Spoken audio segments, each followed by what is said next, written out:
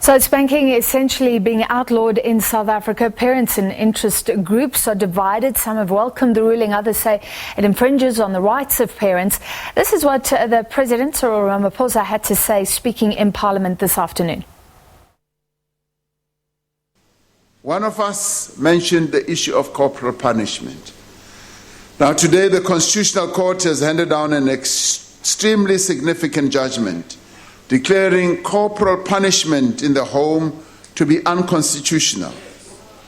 When we talk about violence against children, we focus on sexual abuse, but the battering of children is a very serious problem that must also get sufficient attention. Children do need and must be protected from all forms of violence, whether it is in the home, in the streets, or in the schools.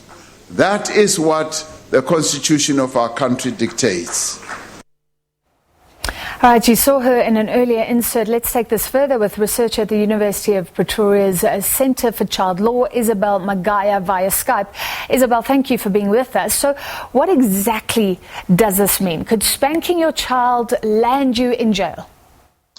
Possibly, yes. So there's that possibility now that if you spank your child, you will get arrested. But we need to have that in a regulatory framework. So essentially that's up to Parliament to decide how that will work out.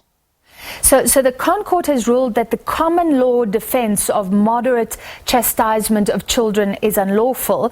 But I understand you're saying this still has to go through. The Children's Amendment Bill already has talk of any punishment, any use of force being unlawful. So that will still be codified, clarified in law for us. Yes, so essentially what we want in the Children's Act is a detail of exactly what happens to parents should they use corporal punishment. Do we go for a criminal justice approach, or do we send them to support services, so prevention and early intervention? So that can only be made, that can be made very clear in the Children's Act to say that if a parent does 1, 2, 3, they can, as a first step, they can be sent to prevention and early intervention services. And then should they pass a certain mark, then it has to go through the criminal justice system. So, yes, we need clarity in the Children's Act, in the Third Amendment. So what happens in the meantime? Is it up to prosecutors? I think there is a fear here that maybe a trivial little smack could lead to children being taken away from parents. What can happen between now and the law being clarified? So there's provision for prosecutorial discretion. So you know the law does not concern itself with trivialities. So there are safeguards. We're not saying that every parent who does seemingly harmless little things that are not excessive violence, they'll be prosecuted. So the prosecutor's discretion in that regard can provide some sort of safety net at the moment. What is your view? Was this necessary? I'm sure some parents have been able to use restraint, but we know that many have used excessive force, been abusive in the name of discipline. Did South Africa need this today? Look, I'll answer your question in light of the harsh realities of violence and child abuse in South Africa. Every week in the news, there's something horrible being reported on what happened to a child. So I think for us, with this judgment, it's absolutely necessary. The one thing that comes out from the judgment is that it makes it clear that children are individual rights holders. So corporal punishment in its current form or in whatever form, it's parent-centric. So this judgment was essential in that at least it guides us as a country. It helps us understand that children are individual rights holders, and also it's an indication as to the sort of urgency with which South Africa as a country needs to address violence against children. Yeah.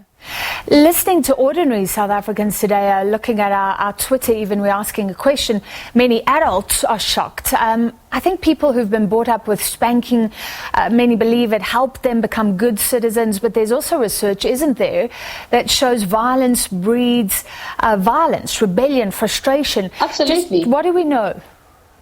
So in terms of the research, there's lots of research on, first of all, that violence begets violence, and that violence is learned behavior.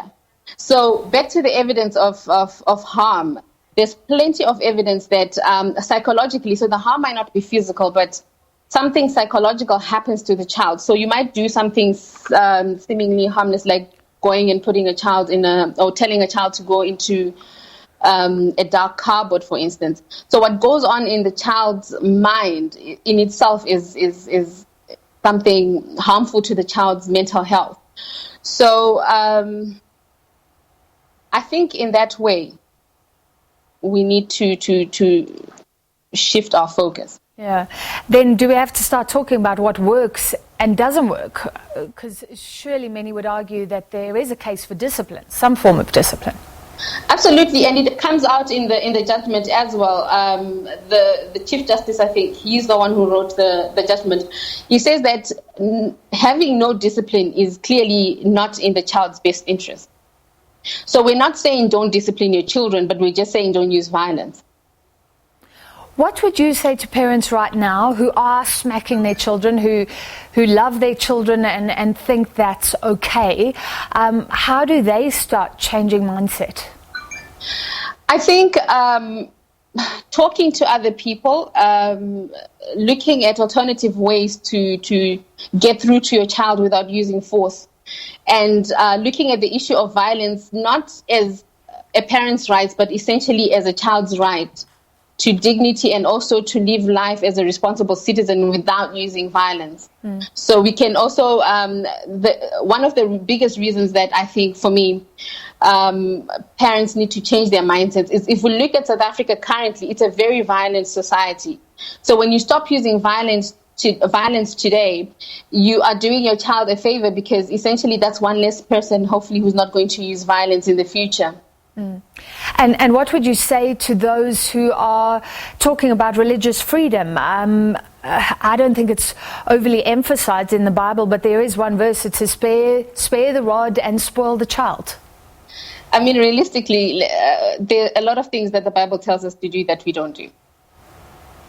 And let's practice our religion in a way that does not infringe children's rights, essentially. There's a way that you can exercise your religious freedom and respect children's rights in the same way.